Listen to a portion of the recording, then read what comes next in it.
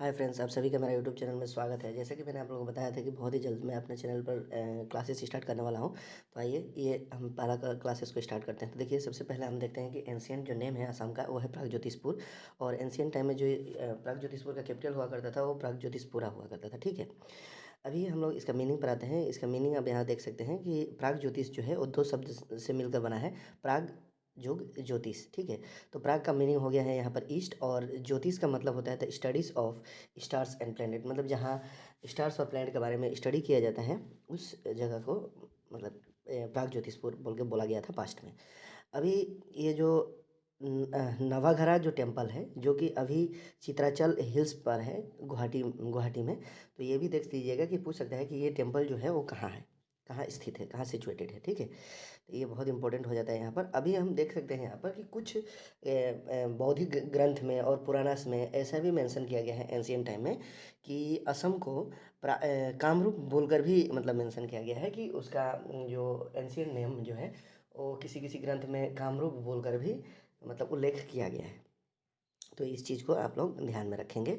Next आते हैं, अब अभी हम लोग बागदत्ता, इनके बारे में हम लोग अभी देख लेते हैं। तो देखिए, ये यहाँ पर हम देख सकते हैं कि द फर्स्ट किंग ऑफ जो प्राग ज्योतिषपुर है वो थे महिरंगा दानवा। ठीक है, महिरंगा दानवा जो है वो आपका फर्स्ट सबसे पहला किंग हो जाते हैं प्राग ज्योतिषपुर का।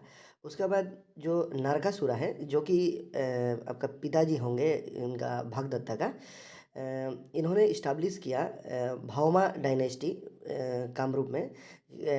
किसको मारकर इन्होंने ये किया, घटाकासुरा यानी कि जो लास्ट किंग थे धनवा डायनेस्टी का, इनको मारकर मतलब अपना डायनेस्टी को स्थापित किया, यानी कि भौमा डायनेस्टी को स्थापित किया। ऐसा कहा जाता है कि जो कामाख्या टेम्पल है वो नीलाचल हिल्स के ऊपर में कंस्ट्रक्टेड है, और जिसको कंस्ट्रक्ट यानी कि बनाया गया है वो नाराकासुरा के द्वारा। ठीक है, अभी आप नेक्स्ट देख सकते हैं यहाँ पर कि भागदत्ता जो है वो उनका एक डॉटर थी। ठीक है, सॉरी एक पॉइंट यहाँ पर छूट जा रहा है। देखिए, Bhagadatta set on the throne of the Kamarupa after, हाँ, जब उनका पिताजी यानी कि नरकासुरा का डेथ हो जाता है तो भागदत्ता जो है वो मतलब सिंहासन पर विराजमान हो जाते हैं। ठीक है, अभी यहाँ पर भागदत्ता का एक डॉटर थी जिनका नाम था भानुमति। तो याद रखिएगा ये उनका ये सब चीज़ें मार्क करने का चीज़ है। उनका डॉटर का नाम क्या था? तो भानुमति। तो भानुमति का किसके साथ विवाह हुआ था? तो विवाह हुआ था दुर्योधन के साथ। ठीक है, महाभारत का जो दुर्योधन थे उनके साथ इनका विवाह होता है। ठीक है, महाभारत काल से आप देख सकते हैं यहाँ पर। उसके बाद अब यहाँ देख सकते हैं कि जो गुवाहाटी दिघोई पुखरी है वॉज डग्ड बाय द भागदत्ता, भागदत्ता ने ही उसको डग्ड किया था जब उसका डॉटर का शादी यानी कि उनका लड़की का जब विवाह हो रहा था उसी दौरान में इस पुखरी का निर्माण किया गया था। ठीक है, और अगर किसने किया था निर्माण तो भागदत्ता ने निर्माण किया था अपना पुत्री का विवाह के समय में। ठीक है, अभी भागदत्ता जो है वो कुरुक्षेत्र में भी पार्टिसिपेट करते हैं, और वो कौरवा के साइड में पार्टिसिपेट करते हैं, कौरव लोगों के साइड में पार्टिसिपेट करते हैं। दुर्योधन का इन्विटेशन से वो जाकर ज्वाइन कर लेते हैं कुरुक्षेत्र का जो बैटल होता है उसमें। ठीक है, कारण क्या है? क्योंकि भागदत्ता ने अपना पुत्री का विवाह किससे दिया था? दुर्योधन से दिया था। तो स्वाभाविक है कि इस नाता के तहत उनको दुर्योधन की तरफ से ही लड़ना था।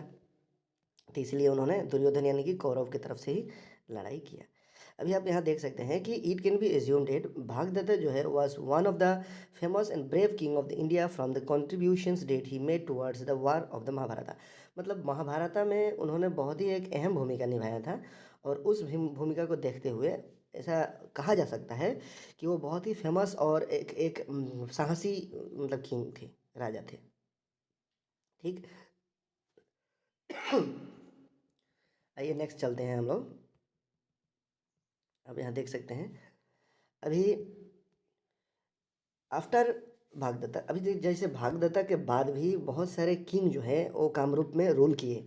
उनमें से मैं जो लोग थोड़ा पॉपुलैरिटी गेन किए, जो लोग थोड़ा फेमस हुए, उनका नाम जो है आप यहाँ देख सकते हैं।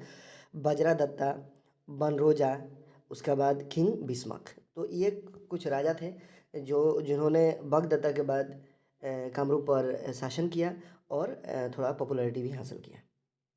नेक्स्ट आते हैं हम लोग, आइए देखते हैं बर्मन डायनेस्टी पर। तो बर्मन डायनेस्टी यानी कि भास्कर बर्मन के बारे में हम लोग यहाँ देखेंगे। तो देख लीजिए यहाँ पर ये लगभग 350 से 380 एडी के अप्रोक्स का बात है कि जब Pushya Barman started a new era in the Kamarupa. तो जो बर्मन डायनेस्टी का स्टार्टिंग है लगभग इस 350 से 380 एडी के तहत मतलब उनका शासन देखने को मिला है। आप यहाँ देख सकते हैं बर्मन डायनेस्टी जो है लगभग कामरूप पर 300 साल, ठीक है, कितने साल, तो 300 साल वहाँ लगभग रूल किए हैं, मतलब शासन किए उस कामरूप जगह में, मतलब हम लोग का असम में।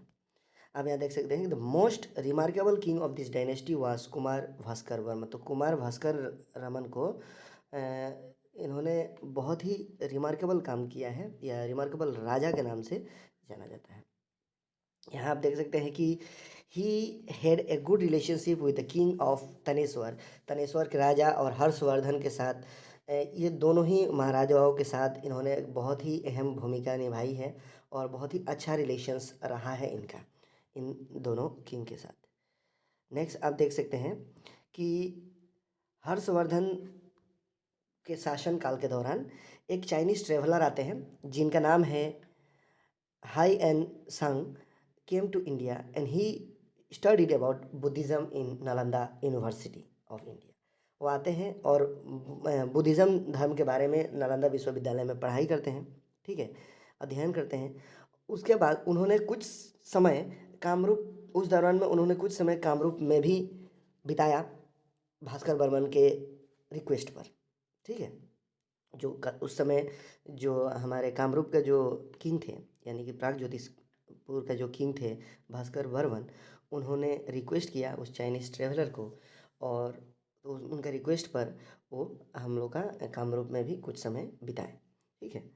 अभी आप यहाँ देख सकते हैं कि तो उस समय A new timetable named as Bhaskaravada was introduced from the time when Bhaskar Varman assisted the throne of the Kamrupa।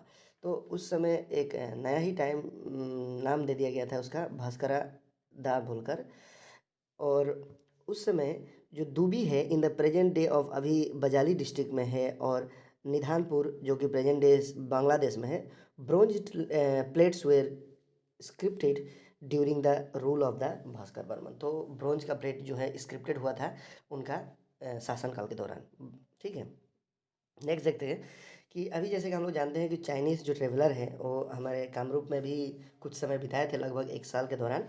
तो उनका जो कंडीशन है, condition of Kamrup according to है एंड संग, मतलब उनके अनुसार हमारा कामरूप का जो उस समय कंडीशन था वो कैसा था। तो वो उन्होंने एक बुक भी लिखा था जिसका नाम, बुक का नाम है ची यू की, ठीक है, on India. He wrote many things about the kingdom of Kamrup. तो उन्होंने अपना जो बुक है ची यू की में कामरूप के बारे में यानी कि असम के बारे में बहुत कुछ लिखते हैं उसमें। अकॉर्डिंग टू है एंड संग the area of the Kamrupa, Kamrupa को उन्होंने बताया है कि लगभग 1700 माइल्स होगा और यहाँ का जो पीपल्स है वो बहुत सिंपल हैं, रिच हैं, ठीक है। And they were intellectually sharp, ठीक है, मतलब बुद्धि के तौर पर अगर देखा जाए तो उनका बुद्धि जो है वो अच्छा है। And had interest in learning, और यहाँ का लोगों में मतलब सीखने का जो इंटरेस्ट है वो बहुत देखने को मिला उनको, ठीक है। उन्होंने अपने अनुभव से जो किया उन्होंने लिखा अपना बुक में, वही यहाँ पर दिखाया जा रहा है, ठीक है। अभी उन्होंने ये भी मेंशन किया कि यहाँ का जो लैंग्वेज है वो सेंट्रल इंडिया से बिल्कुल अलग है और यहाँ का क्लाइमेट जो है उन्होंने बताया कि क्लाइमेट बहुत कूल है।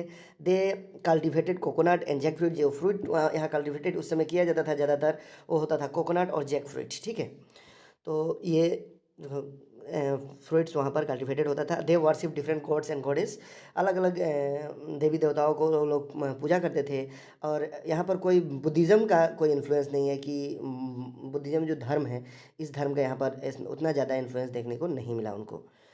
उसके बाद आप वो अपने किताब में उल्लेख करते हैं कि भास्कर बर्मन के बारे में बताते हैं कि भास्कर बर्मन जो है एक बहुत ही वाइस और लर्नड किंग है, ठीक है। And he was not a Buddhist, ठीक है, वो बुद्धिस्ट नहीं है।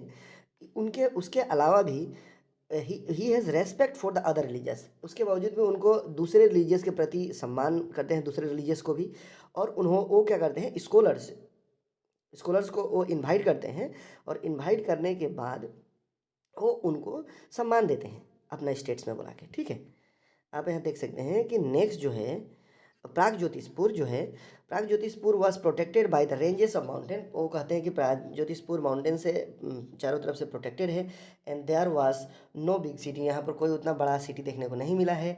And there was a commercial road leading to the China के फ्रॉम नॉर्थ इंडिया, यानी कि कामरूप, ठीक है। तो ये था हमारा आज का क्लास। और आप लोगों को अगर वीडियो अच्छा लगा हो तो मेरे चैनल को लाइक शेयर और सब्सक्राइब करें। और मैं आगे चलकर MCQ क्वेश्चंस भी लाते रहूँगा और आगे टॉपिक्स में भी बढ़ते रहूँगा। तो फिलहाल मैं कोशिश करूँगा कि प्रत्येक दिन कम से कम एक वीडियो लाने का कोशिश करूँ।